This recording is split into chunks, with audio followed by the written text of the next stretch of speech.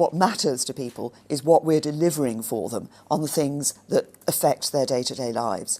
What the Chequers plan is a plan that delivers on the vote of the British people. It means we take back control of our money, our borders and our laws. We will end free movement once and for all. We've set out our new immigration policy today. We will no longer be sending those vast annual sums to the EU, and we won't have the European Court's jurisdiction here in the United Kingdom. What we are doing as a government is ensuring that we're working for a good deal, but we're not at the end of the negotiations, so it is entirely sensible that government should make plans for any of the outcomes that there could be. Why would no deal lead to a shortage of medicines? What is the missing link there?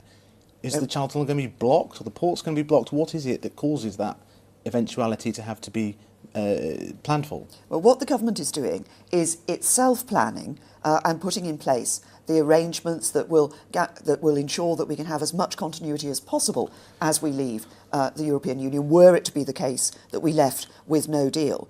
Now, there will be some short-term disruption, but what we're doing is making sure that we put in place all the necessary arrangements and that we inform business so that they can prepare themselves for all the possible outcomes. But the key thing is that while we ensure that we're making those preparations for no deal, what we're doing is working for a good deal. We are making the preparations necessary for every outcome.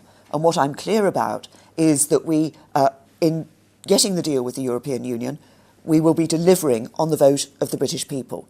And I don't consider that a deal that fails to deliver on the vote of the British people would be a good deal. Neither would a deal that broke up our country.